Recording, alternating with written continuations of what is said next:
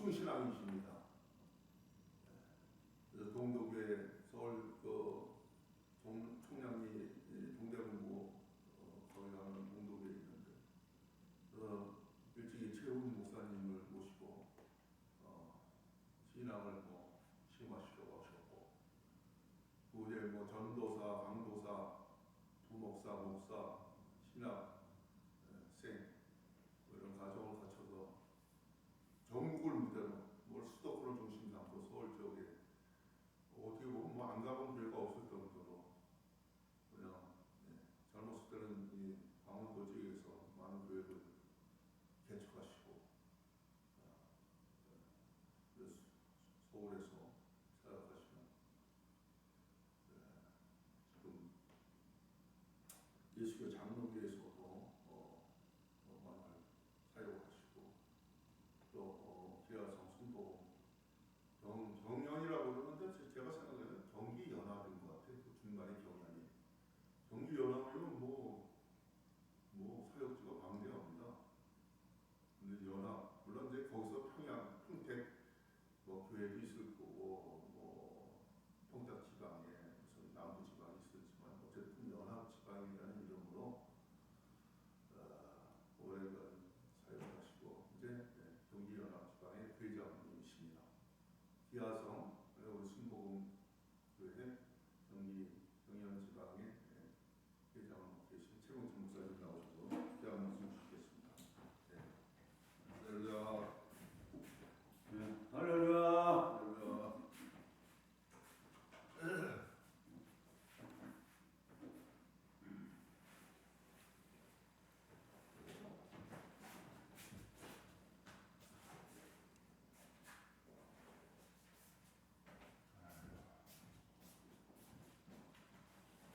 네, 찬송가 하나 부르겠습니다.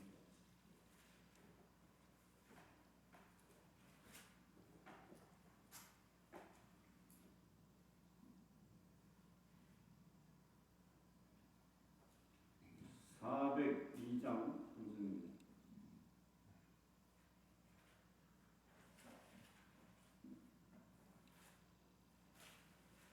행군 나팔 소리로 주의 호령 났으니 십자가의 긍지를 높이 들고 나가세 선한 싸움 다 싸우고 의의 멸류관 받았으리라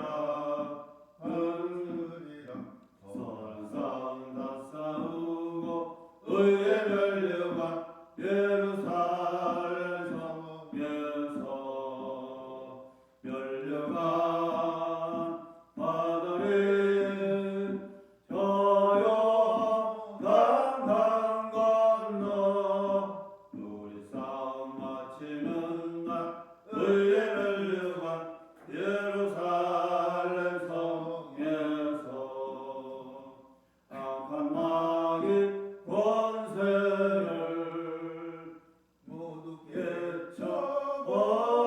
깨쳐버리고 승리하신 주님과 승전가를 걸으세 선한 싸움 다 싸우고 의의 멸류관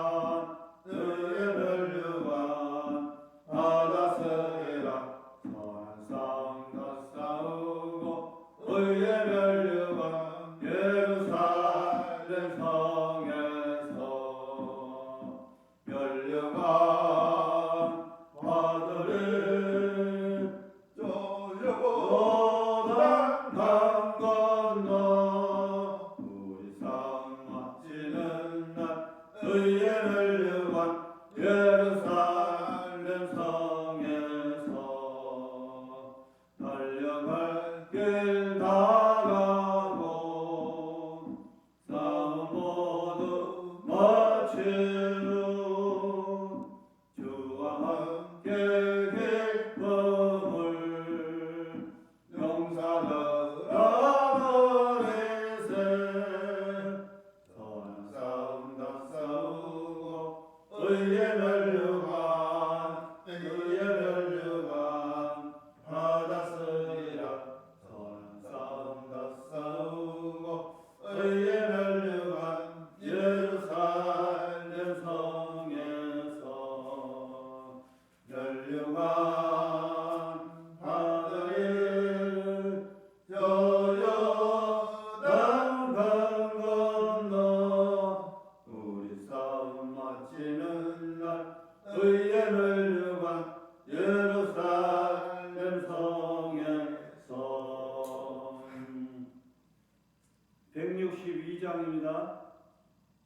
신랑 되신 예수께서 다시 오실 때 밝은 등불 들고 나갈 준비됐느냐.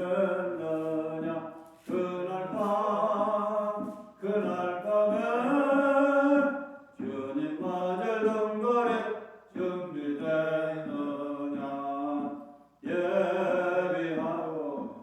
예비하라 너의 신랑 예수 오실 때 밝은 등불 손에 들고 예쁨으로 주를 맞겠네.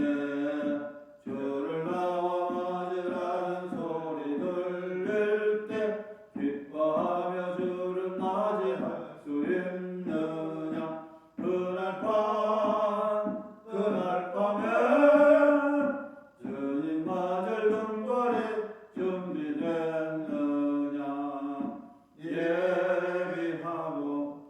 예비하라 너의 신랑 예수 오실 때 밝은 등불 손에 들고 예쁨으로 그를 맞겠네.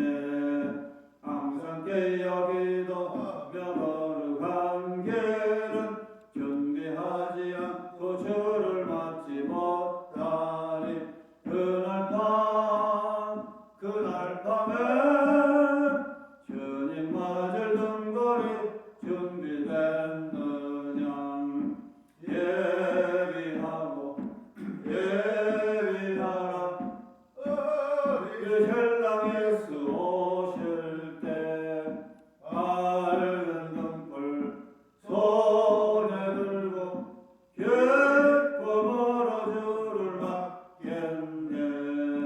그날 밤에 영화로운 모든 자리에 기뻐하며 할렐루야 부르리. 그날 밤에 주님 맞을 등거리 준비됐느냐. 예비하라 너의 신랑 예수 오실 때 밝은 등불 손에 들고 기쁨으로 주를 맞겠네. 아멘.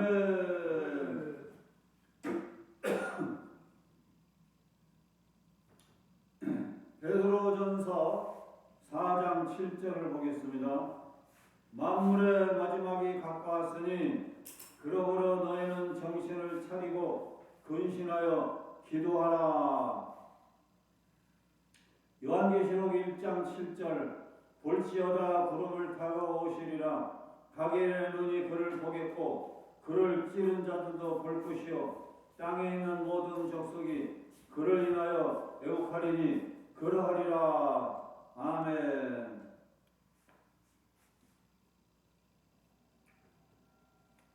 마지막 시대와 예수님의 예언의 말씀을 함께 나누겠습니다.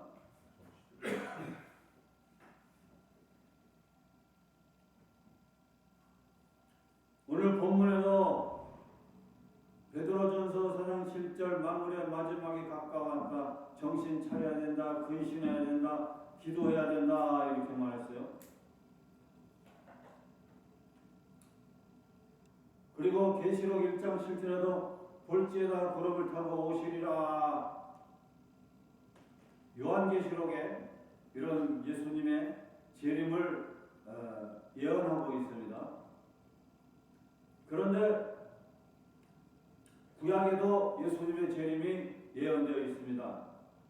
다니엘서 7장 13절 보면은 다니엘이 본 이상 중에 선포를 하고 말하게 되면서 예언이 있는데 그건 인자 같은 이가 하늘 구름을 타고 와서 라고 예언되어 있습니다. 다니엘이 예언한 겁니다. 그러니까 지금으로부터 약 4,000년 전 이상 이전에 다니엘이 선지자였는데 다니엘이 이상중에 본 그것을 예언한 것이에요. 인자 같은 이가 하늘 구름을 타고 오시리라 예언되어 있습니다. 그러니까 4천 지나고 2,000년 지나고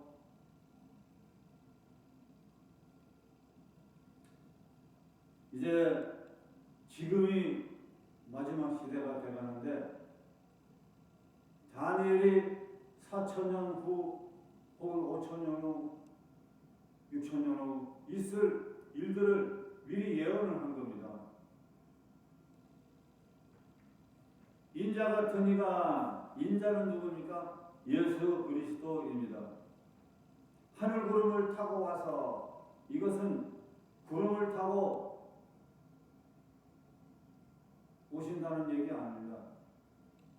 구름이라고 하는 것은 수증기, 하얀 수증기라서 그거를 밟으면 쑥 내려가지 흩어져 버리고 말지 그 구름이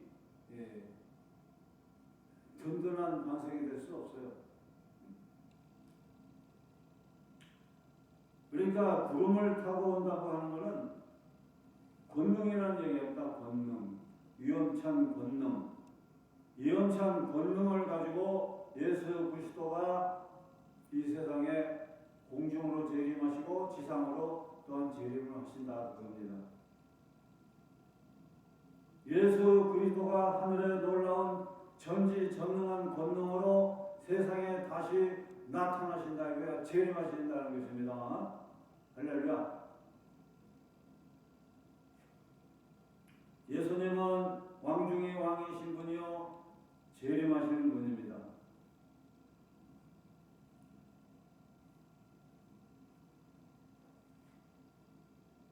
신약 성경에도 보니까 번개가 번쩍인같이 인자의 임함도 순식간에 나타난다고 했어요. 번개가 번쩍하면서 순식간에 번개가 치듯이 예수님은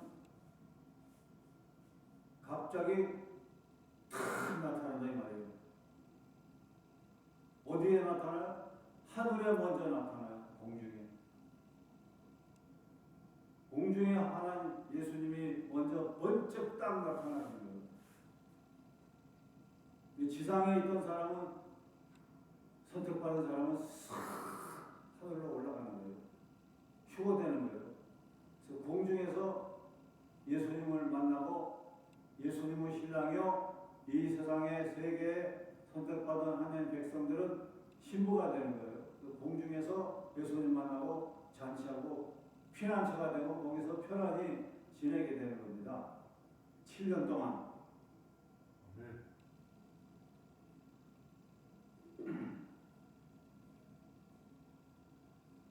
구약에 보면 세상이 멸망한다고 그랬어요.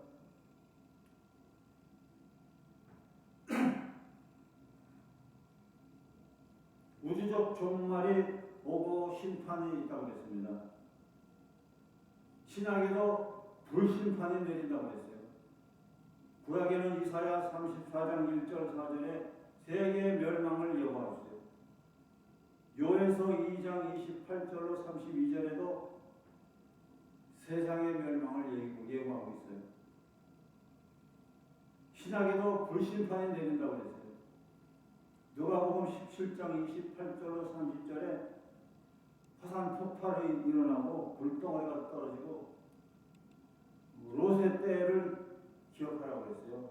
소돔과 고모라가 화산 폭발하고 그 불덩어리가 떨어지고 그 뜨거운 먼지가 휘날림으로 말미암아 모든 사람이 다 멸망했지 않습니까?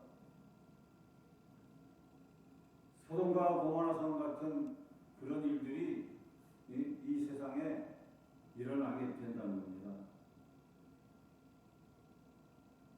우주적 정말로 하나님의 심판이 임하는 거죠.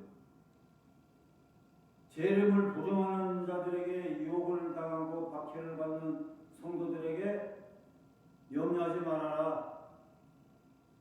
인자가 번쩍인같이 오고 이 세상을 심판할 것이라고 했습니다. 그러면서 믿음을 갖고 번쩍같이 나타나실 예수님을 고대하고 바라보고 희망을 잃지 말고 근심하며 깨어 정신 차리고 기도해라. 믿고 있어라. 그리고 새하늘과 새 땅을 바라보고 있어라.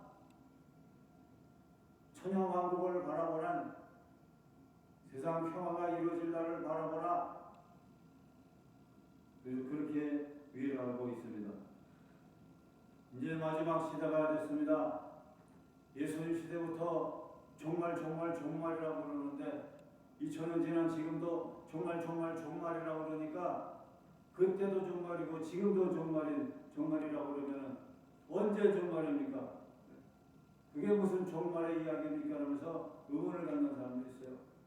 예수님 시대는 종말이지만 또 종말을 예고한 시대예요. 지금은 종말의 종말, 말세의 지말. 예, 때가 거의 가까운 종말의 때가 거의 가까운 말세의 지말. 종말 때가 지나가. 종말의 종말이라 얘기해요. 지나가고 이제 후천 시대예요. 종말의 종말 시대에 지금. 그래서 이런 종말의 말세지말인 이때 일어날 증거들이 구약과 신약에 자세히 예언되어 있는데 이 세상 종말에 있을 예언들이 오늘날 많이 이루어지고 있는 겁니다. 아까 우리 최경성 목사님이 말씀했듯이 종말에 일어날 예수님의 예언의 말씀들이 지금 많이 일어나고 있어요. 예수님이 말씀한 것은 마지막 말세 지말에 일어날 일들을 예언해 주신 거예요. 2000년 전에. 2000년이 지난 지금 그런 예수님의 예언이 나타나고 있잖아요. 그래서 오늘 저는 구약과 신약에서 말하는 종말에 대한 것을 여러 가지로 합쳐서 종합해서 13가지를 간략하게 말씀을 드리고자 합니다. 첫째 종말의 징조는 구약의 다니엘서 12장 4절에 4천년 5천년 그 전에 일어날 일들을 그 이후에 일어날 일들을 예언을 했는데 많은 사람이 빨리 왕래한다고 했어요. 다니엘서 12장 4절에 빨리 왕래한다는 거예요. 빨리. 여러분 지금 조선시대도 보면은 교통이 발달이 안 돼서 말 타고 다니고 마차 타고 다니고 지방 갔다 오려면 여러 가지로 시간이 많이 걸리죠. 산 넘고 강을 건너 들판을 지나 터덜터덜 여러 날이 걸리죠. 더군다나 2000년, 4000년 전에 교통 발달이 안 돼서 그때도 말 타고 다니고 혹은 걸어 다니고 혹은 당나귀 타고 다니고 그때는 교통이 빠르지 않았잖아요. 그리고 오늘날 보면은 교통과학이 무진장 발달하여서 온 세계가 지금 빨리빨리 왕래하고 있습니다. 그래서 말세에는 교통기관이 발달하여 빨리 오고 가는 시대가 되는데 바로 오늘날을 얘기하고 있는 겁니다. 자동차 속도도 빠르고 각국 나라 고속열차, 비행기, 우주선까지도 등장하여서 지구 궤도를 넘어서 달나라까지 갔다 오는 무진장 빠른 속도로 다니는 그런 전국 여행 혹은 우주 여행까지 지금 계획되고 추진되고 있는 그런 시대입니다. 더 빨리 달리는 시대를 만들고 있습니다. 교통 발달이 신속히 발달하는 건 부당한 건 아니지만 잘못된 건 아니지만 인간의 창조적인 본능과 생활 편리로 빨리 왕래하는 삶을 추구하는 편리한 신속한 생활 문화가 이루어지는 겁니다.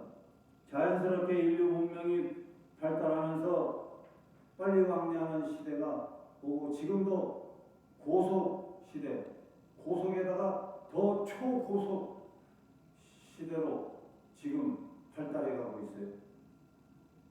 고속버스가 나오고 고속열차가 나오고 거기다가 이제는 초고속열차를 또 개발하고 있잖아요.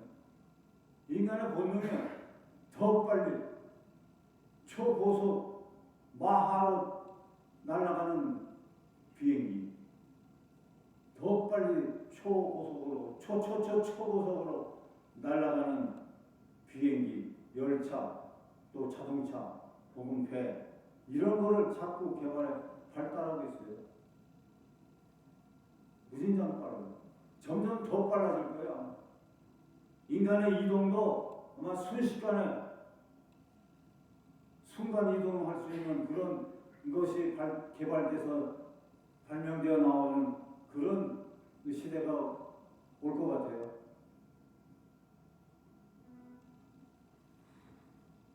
그러니까 지금이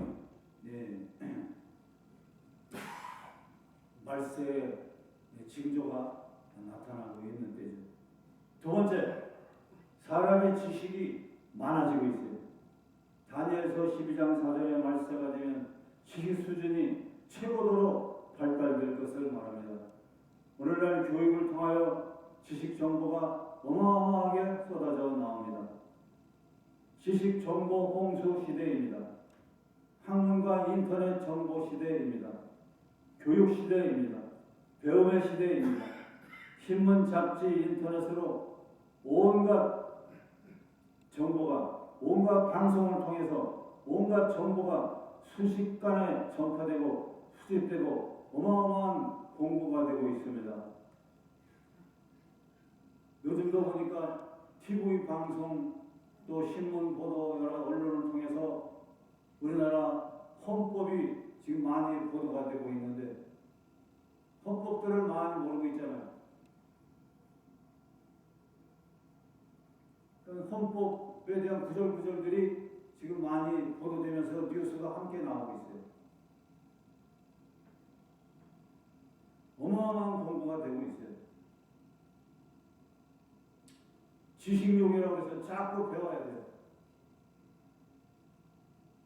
우리 차경선 목사님도 얼마나 책을 많이 보고 연구가 많이 해서 그말로 얼마나 지식이 폭이 넓고 깊고 실력이 정교하잖아요. 입만 열으면 그냥 지식이 잘 쏟아져 나오지 않습니까? 놀랄 정도로. 지식 박사님이지. 사람이 책을 많이 보고 공부 많이 하면 자연히 그게 지식 박사가 되는 거죠. 사람이 지식욕이 있어서 온갖 지식을 많이 보고 듣고 배우고 싶은 욕망이 있는 거예요. 그런 욕망 때문에 자꾸 공부하고 더 전문성을 배워서 전문가가 되려고 애를 쓰고 놀아가는 시대에 자연의 지식이 늘어나게 돼 있잖아요. 점점 지식이 많아지므로 어마어마한 지식 풍요로운 시대이죠.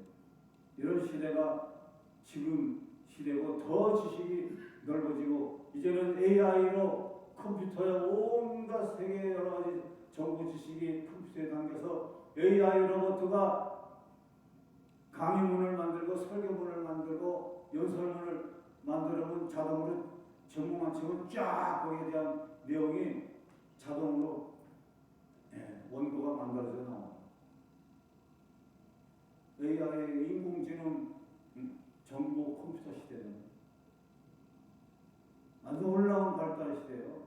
로봇가 이제 말하고 로봇가 감정하고 로봇가 인사하고 로봇가 지식 속에 입력이 돼서 무슨 말이든 할 수 있게 되는 그런 시대 아닙니까?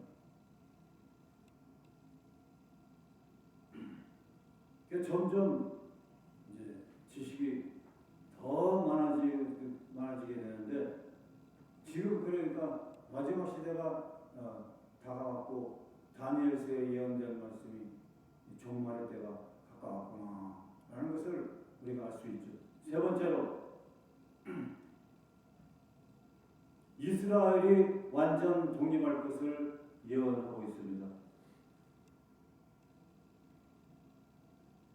이사야 54장 1절로 17절 또 60장 1절로 22절 쫙 기록되어 있는데 일어나 빛을 발하라 이 말씀은 이스라엘이 회복이 되고 독립이 될 것을 예언하는 했는데 이 이사야의 말씀대로 각국에 흩어져 살던 이스라엘 민족이 말세가 되어 모이고 독립할 것을 예언했던 겁니다. 이스라엘은 2000년 동안 나라를 잃어버리고 방황하고 살았지 않습니까?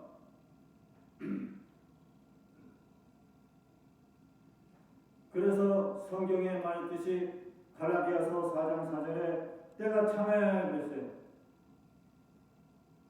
2000년 동안 나라 잃어버리고 세계 각국에 흩어져 살던 이스라엘 민족이 이제 때가 차서 이스라엘의 독립할 준비가 됐는데 1839년 시온주의가 태동하게 되었던 겁니다. 그래서 드디어 만군의 여호와의 열심히 이를 이루시리라고 이사야 37장 30절의 말씀대로 때가 되어서 흩어졌던 이스라엘이 여호와의 열심으로 여호와의 인도하심으로 독립을 하게 됩니다. 이스라엘은 19세기 시온주의 운동으로 독립운동이 시작되어서 20세기인 1948년 영국으로부터 독립된 겁니다. 독립선언문을 선포했어요. 1948년 이렇게 영국으로부터 독립을 했지만은 아직 완전히 독립되지 않은 겁니다. 마태복음 24장 32절 무화과 나무에 비유를 그어라 그 가지가 연하여지고 잎사귀를 내면 여름이 가까운 줄을 알아라 그랬어요.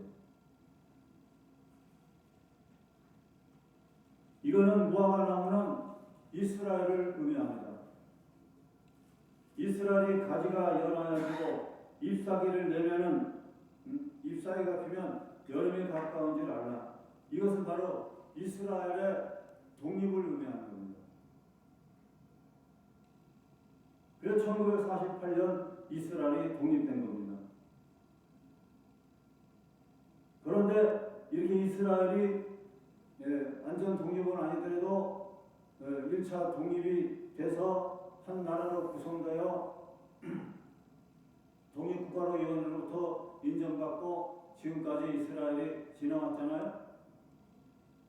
이게 바로 무화과나무 가지가 연해지고 잎사귀를 낸 거예요. 지금 이 이스라엘에 여름이 온 거예요. 여름. 독립국가로 지금 가고 있는 거예요. 그리고 완전한 독립국가로 가는 거예요. 아직도 세계에는 흩어져 있는 유대인들이 아직도 많습니다. 이분들이 다 모이고 한쪽 속으로 이루어져야 그때가 완전한 독립입니다.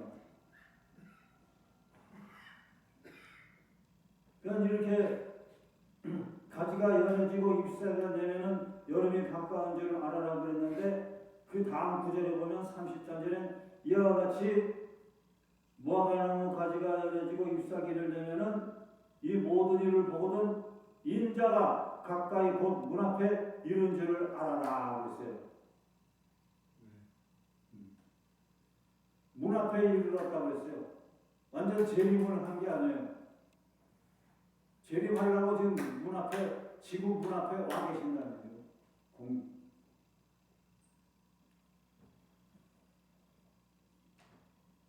그러니까 지금 이스라엘이 독립을 1차적으로 했어요. 이거 보면은 말세예요. 이게 말세의 징조예요. 그리고 예수님이 이제 얼마 있어서 오시겠구나. 이스라엘이 완전 독립하면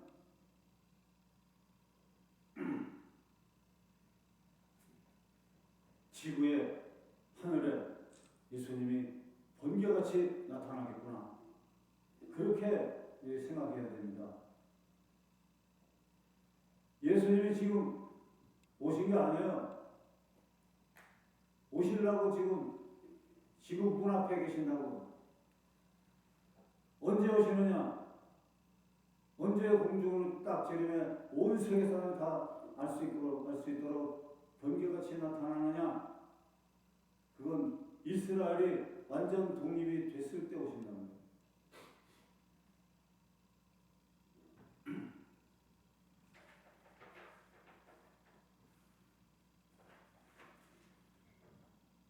그래서 이스라엘이 지금 완전히 독립을 위해서 가는데 지금 이스라엘이 지금 전쟁이 일어났잖아요.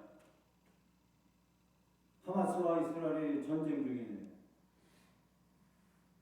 또 이스라엘은 지중해의 가운데 이스라엘이고 그 사방엔 다 팔레스타인, 시리아, 레바논 이런 민족들이 뺑 둘러서 살고 있잖아요. 그 한가운데 이스라엘입니다. 근데 전쟁이 일어나자 세계에 사는 여러 이스라엘 사람들이 비행기를 타고 1년에 약 5천 명이 지금 이스라엘 땅으로 들어가고 있어요. 그래서 예루살렘 데이트라인 뉴스에 보니까 아나운서가 설명을 하는데 구약시대 이사야가 예언한 말씀을 믿는다는 거예요. 때가 되어서 이스라엘이 세계에 흩어져 있던 유대인들이 이스라엘 고국 땅으로 돌아오게 될 것이다 라는 구약시대의 예언을 믿고 있어요. 전쟁이 터지자 세계 여러 곳에서 유대인들을 핍박하는 일들이 지금 많이 생겨 있어요. 그래서 지금 고국으로 지금 돌아오고 있어요. 이사야서의 말씀을 믿고 그리고 이스라엘 고국으로 돌아가기를 원하는 유대인들은 다 고국으로 돌아오시오. 환영합니다. 마음의 결정을 내리고 고국으로 돌아오시오. 그렇게 뉴스가 나오더라고요. 그리고 이스라엘이 더 모여야 돼요. 더 모여서 완전 독립을 이루어야 돼요. 시리아, 레바논, 팔레스타인 이분들은 다 결국은 한 민족입니다. 이스라엘하고. 이스라엘은 이삭 족속이고 주변에 중동 국가 시리아나 팔레스타인이나 레바논 이분들은 다 아브라함의 아들 이스마엘 족속들입니다. 이삭과 이스마엘 배다른 형제지만 한 아브라함의 씨로부터 나온 족속이에요. 결국 한 형제입니다. 믿습니까? 그리고 이런 족속들이 많잖아요. 러시아도 한 민족이에요. 우크라이나도 결국 한 민족입니다. 역사를 거슬러 올라가면 한 민족이에요. 그래서 앞으로는 러시아, 우크라이나, 이스라엘, 시리아, 레바논, 또 팔레스타인 이런 민족들이 다 이삭과 이스마엘 족속들이므로 한 마음이 되고 이제는 싸우지 말고 전쟁하지 말고 평화하고 한 민족 한 족속으로 이루어 하나가 딱 됐을 때 이스라엘의 완전 독립이 이루어지는 겁니다. 믿습니까? 네? 그리고 예루살렘에 있는 황금 동사원도 이스라엘 거잖아요. 근데 이슬람이 그걸 운영하고 있어요. 황금 동사원도 이스라엘로 돌아와야 되는 겁니다. 이스라엘로 돌아와야 돼요. 그 트럼프가 유대인입니다. 유대인 혈통입니다. 유대인 혈통. 그래서 트럼프가 두 번째 대통령이 된 건 하나님의 계획의 뜻입니다. 하나님의 명령에서 두 번째 대통령이 된 겁니다. 그분이 우크라이나와 러시아를 평화하게 만들고 이스라엘과 평화하게 만들고 혼돈을 이스라엘로 되찾고 이슬람 쪽에 이스마엘 족속들하고도 화친해야 되고 이스라엘과 트럼프가 같이 일해서 주변의 형제 국가들을 다 사랑하고 평화롭게 만드는 그런 일을 해나가야 되는 겁니다. 할렐루야. 그래서 그 한민족이 이루어져야 돼요. 그렇게 될 때 완전한 국가로 세워지는 거죠. 믿습니까? 그래서 이스라엘이 이렇게 완전한 독립이 이루어진 그때에 가서야 지구 문 밖에서 두드리고 기회를 기다리고 있는 예수님이 딱 나타나게 된다는 거죠. 예수님이 미리 오신 게 아니에요. 성경적으로 보면. 예.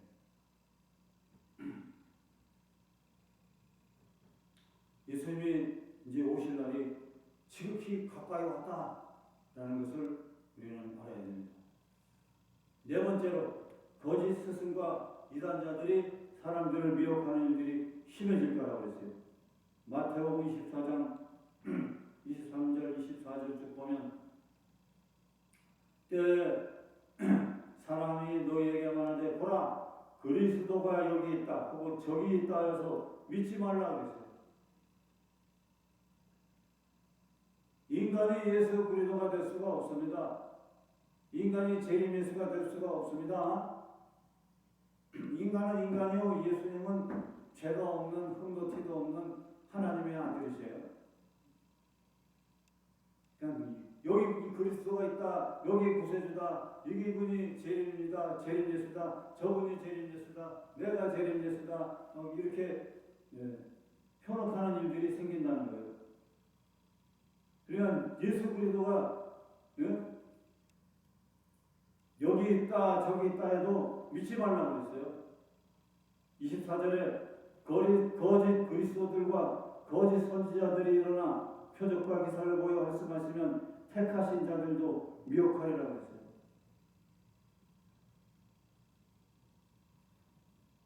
신약시대에도 기독교가 있었고 사이비가 있었습니다. 그래서 대립이 됐습니다. 오늘날도 더 심합니다. 그래서 기독교가 하나님 사랑, 이웃 사랑에 대해서 잘해야 되고 기독교가 잘못된 부분은 회개해야 되고 한국 사회에 있는 이단 사이비들도 회개하고 오직 기독교와 사이비들이 모두 다 예수님 중심, 성경 중심, 성령님 중심으로 성경 복음주의를 지향해야 된다는 것입니다. 할렐루야. 다섯 번째, 같은 민족끼리 나라끼리 대결과 전쟁이 심해질 거라고 했어요. 마태복음 24장 6절 7절에 난리와 난리 소문 듣겠으나 삼가 두려워하지 말라 이런 일이 있어야 하되 아직 끝이 아니라고 했어요. 지금 전쟁이 많이 일어났지만 끝이 아닙니다. 민족과 민족이 나라가 나라를 대적하여 일어난다고 했어요.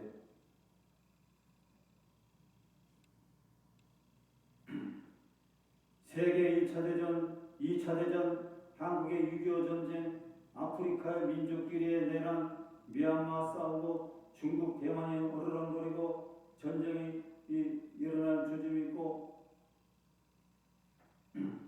한국에도 지금 전쟁을 일으켜보려고 하는 그런 전쟁주의자들에 의해서 전쟁의 계획들이 지금 다 폭로되고 탄로되고 있고 이런 사상들이 두 가지로 나눠져서 지금 참과 거짓의 대립이요.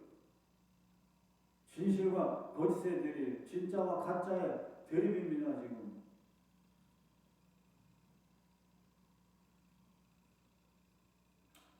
여러분, 전쟁이 왜 일어납니까? 한 지도자의 탐욕, 이기심, 욕심, 우상숭배, 미신숭배, 거짓된 것, 범죄 그런 것 때문에 전쟁이 일어나는 겁니다. 이 전쟁의 배후에는 누가 있느냐? 사탄이 있습니다. 사탄이 탐욕으로 충동질하고 이심으로 통증하고 욕심, 우상, 미신, 숭배, 거짓된 것, 범죄, 가짜, 거짓말, 교만 이런 마음으로 자꾸 충동질해서 분란을 일으키고 갈등을 일으키고 전쟁을 일으키는 거예요. 그 사람이 사탄 마귀에게 속아서는 안 되는 겁니다. 사탄을 물리쳐야 됩니다. 사탄의 지배를 받으면 안 됩니다. 사탄이 사람의 생각과 마음과 감정을 지배합니다. 사상을 지배합니다. 악으로 지배합니다. 그거를 우리가 눈치를 채고 사탄을 물리쳐야 되겠습니다. 나쁜 것, 거짓된 것, 악은 다 사탄이 주는 그런 정신이에요. 사탄이 나쁘구나. 사탄을 물리쳐야 됩니다. 그리고 성령 충만해야 됩니다. 성령의 감동과 통치를 받아야 됩니다. 성령님은 뭐냐? 사랑입니다. 평화입니다. 정의입니다. 정직인 것입니다. 진실인 것입니다. 공의인 것입니다. 공평인 것입니다. 할렐루야. 이렇게 살아야 가정이 평화하고 사회가 평화하고 국가가 평화하고 세계가 평화할 수가 있는 겁니다. 사탄의 지배받으면 안 되고 성령의 지배를 받아야 됩니다. 있습니까? 가정에서도 부부가 싸우고 갈등이 있고 불행해지고 서로 원수같이 으르렁거리고 하는 건 사탄의 지배를 받기 때문이에요. 사탄의 생각, 사탄의 나쁜 생각, 더러운 생각, 잘못된 생각 그런 거를 분별하고 사랑과 평화와 이해와 용서와 친절과 감사와 사과와 화해와 기쁨과 소망과 이런 성령에 걸어간 생각을 가다듬고 행동을 해야 부부관계가 행복해질 수가 있어요. 그러니까 남편도 부인도 다 서로 인간이기 때문에 부족함이 많죠. 서로 가정이 회복되고 행복해지려면 사탄의 정신, 사탄의 요소들, 사탄의 감정들 이런 걸 싹 물리쳐버려야 돼요. 다 빼버려야 돼요. 사탄에게 속아서는 안 됩니다. 성령님의 거룩한 말, 거룩한 생각, 거룩한 행동, 거룩한 행실로 가정이 거룩해지고 행복해지게 되시길 주의 이름으로 축원합니다. 여섯 번째는 기근과 지진이 심해진다고 했어요. 마태복음 24장 8절에 지진이 일어나는 건 재난의 시작이에요. 환란의 시대가 온다는 겁니다. 환란의 시대입니다. 온 세계가 기근과 지진이 심해지고 있습니다. 한국, 일본, 중국, 인도네시아, 동양, 서양 여기저기 지진이 일어나고 있습니다. 팥죽이 쫙 껍데기가 갈라지듯이 지구 표면이 쫙 지금 갈라져 있는데 갈라지는 그 지역을 따라서 지진이 지금 많이 일어나고 있다는 겁니다. 마태복음 24장 8절에 이 모든 것은 재난의 시작이라고 했어요. 재난이 지금 일어나고 있는 거지 예수님이 아직 오신 게 아닙니다. 재난의 시작이에요. 재난. 이런 재난이 심해지고 이스라엘 독립하고 복음이 온 땅까지 다 전파되면 그때야 예수님이 번개같이 하늘 공중에 나타나신다는 거예요. 마태복음 7번째는 핍박이 심해진다고 했어요. 8번째는 죄악이 관영해진다고 했어요. 죄악. 마태복음 24장 12절 불법의 성황으로 많은 사람의 사랑이 식어지리라고 했어요. 이렇게 많은 사람이 불법을 행하고 많은 사람의 사랑이 식어져서 괴팍해지고 싸나워지고 난폭해지고 욕설을 하고 어느 폭력을 행하고 마귀한테 속아서 그런 가정의 불법, 사회의 불법, 정신적인 불법 마귀적인 불법을 행함으로 사랑이 식어지고, 부부의 사랑이 식어지고, 사회 이웃 사랑이 식어지고, 서로 사랑이 식어지고. 왜? 불법을 행함으로 성질나고 스트레스 받고 열받으니까, 미워지고 싫어지니까 사랑이 식어지는 거예요.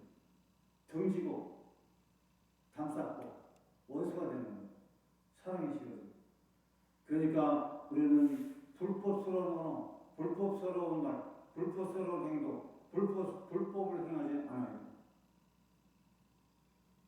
정직하게 살아요.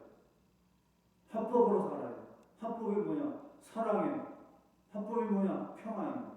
용서와 이해, 포용, 그리고 좋은 말, 친절한 말, 위로의 말, 소망찬 말, 미안하다는 말, 사과하는 말, 내가 부족합니다, 내 잘못입니다, 내 탓입니다 라고 하는 말, 이해시키는 말, 그런 희망과 용기를 주는 말, 감사하다는 말, 100번, 1000번 해도, 하루 100번, 1000번 해도 해야 돼요. 이러한 합법적인 거룩한 언행심사를 통해서 섬기고 배품을 다 해야 되는 것이 이때입니다. 믿습니까? 90%가 다 돈 때문에 범죄가 일어나요. 범죄에 대한 통계조사가 있는데, 범죄가 돈 때문에, 90%가 돈 때문에 범죄가 일어나요. 가정에도 돈 때문에 싸우고 돈 때문에 다투잖아요.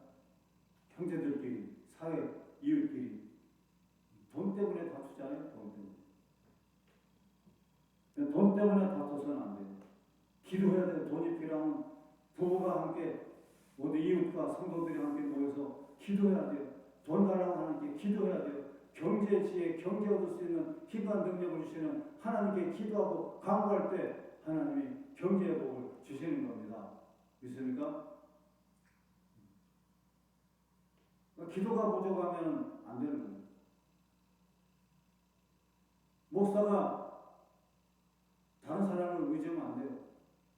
돈이 필요하고 영역이 필요하고 믿음이 필요하고 부흥이 필요하고 성장이 필요하면 엎드려 기도해야 돼요. 무조건 여쭤봐야 돼요. 주여 복을 주십시오. 주여 내게 은혜를 주십시오. 라고 하나님께 열심히 기도해야 돼요. 식구들을 의지할 필요 없어요. 제일 먼저 하나님 엎드려 기도해야 돼요. 기도하면 식구들에게 복을 주고 자녀들에게 복을 주고 이웃의 성도들에게 복을 주고 교회에 복을 줘서 또 후원과 지원금이나 이런 것이 생각지도 않은 사방팔방의 일들로 하나님이 까마귀를 통해 떡을 엘리야에게 모르자 뒀듯이 이런저런 여러 가지 일로 목사가 필요한 모든 비용은 하나님이 다 책임져 주게 되는 겁니다. 믿습니까? 하나님이 우리 최경선 목사님 하나님 2억을 준다고 했잖아요. 2억. 그거 잊어버렸어요? 그러니까 믿습니다 하고 맨날 교회에 앉아서 방에 앉아서 교회에 앉아서 늘 주여 내게 2억을 주신다고 계시하고 말씀했으니 나는 믿습니다. 예수님의 이름으로 하나님 2억은 내게 들어올지어다. 2억은 내 것이다. 2억의 복을 주셔서 감사합니다. 2억 주심을 감사합니다. 약속하심을 감사합니다. 2억 주심을 감사합니다. 믿습니다. 감사합니다. 2억 주십시오. 2억은 내게 들어올지어다. 이런 선포와 기도를 매일같이 10번, 100번씩 계속 하셔요. 선포기도 계속 기도하셔요. 믿음으로 기도해요. 믿음으로 의심하지 말고 불신 갖지 말고 잊어버리지 말고 믿음으로 기도해요. 저도 기도하고 있어요. 저도 하나님이 저에게 얼마를 주겠다고 약속한 말씀 날마다 기도하고 있어요.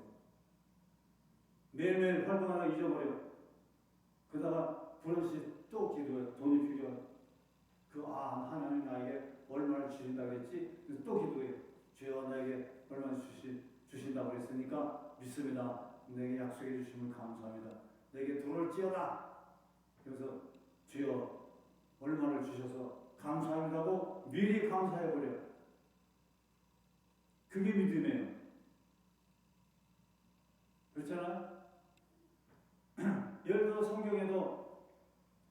너희가 하나님이 약속한 거 이미 받은 줄로 믿어야 돼. 하나님 약속한 건 받은 줄로 믿어라. 그래야면 그대로 된다 그랬잖아. 예? 하나님이 나한테도 큰 집도